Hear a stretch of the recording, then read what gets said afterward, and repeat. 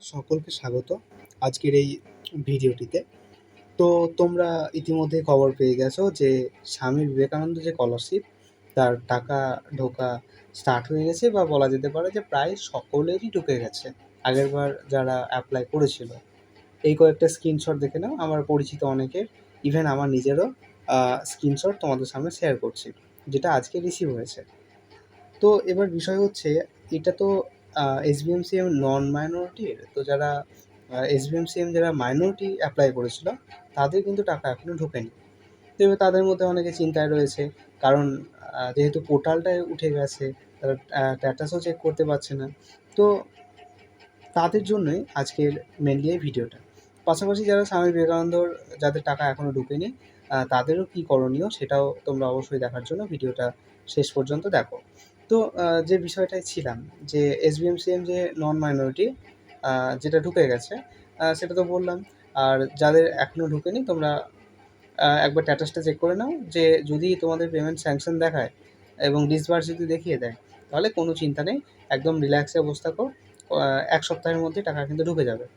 এবার বিষয় হচ্ছে, যাদের যেটা তোমার মাইনরিটি এসবিএমসিএম যেটা ছিল, তো তাদের ক্ষেত্রে স্ট্যাটাসের তো দেখা দূরের কথায়, বরং তাদের যে ওয়েবসাইট রয়েছে সেটাই উড়ে গেছে।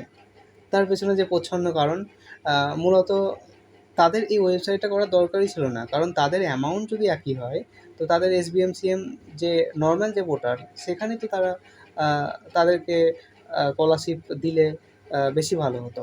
তো এই সরকার সেটাই চাইছে, যদিও আগের সরকার আলাদা আলাদা করতে গেছিলো, তো তার জন্য যাই হোক তোমরা কিছুটা সমস্যার মধ্যে পড়ছো। বাট আমি তোমাদেরকে রেকমেন্ড করবো, কোনো চিন্তার বিষয় নেই। যারা নন মাইনরিটি এসবিএমসিএম তাদের যেমন ঢুকে গেছে, তো তোমরাও খুব তাড়াতাড়ি টাকা পেয়ে যাবে। তো এই বিষয়ে কোনো চিন্তা ভাবনা করার কিছু নেই। তোমরা কিছুদিন অপেক্ষা করো। সরকার 950 কোটি টাকা বরাদ্দ করেছে স্কলারশিপ বা এডুকেশন সেক্টরের জন্য। সো তোমাদের একবার স্ট্যাটাসটা দেখো। এখন এনএসপি পোর্টাল থেকে সম্ভবত স্ট্যাটাস চেক করা যায়, তো ওখান থেকে একবার তোমরা দেখে নাও তোমাদের স্ট্যাটাসটা কীরকম হয়েছে। যদি ডিসবার্স হয়ে থাকে, তো তোমরা এই বছর অবশ্যই টাকা পেয়ে যাবে, কিন্তু পরের বছর থেকে তোমাদেরকে ওই এসবিএমসিএম পোর্টাল, ওটাই সবারই জন্য, মাইনরিটি নন মাইনরিটি প্রত্যেকের জন্যই।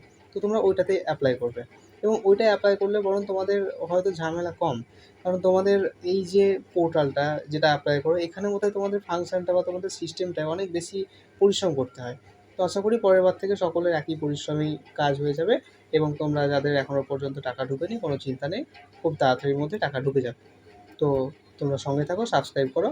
যখনই টাকা ঢুকে যাবে আমি অবশ্যই তোমাদেরকে আপডেট করে দেবো। তো যাই হোক, আজকের ভিডিওটা এ পর্যন্ত। সঙ্গে থেকো, সাবস্ক্রাইব করো। ধন্যবাদ।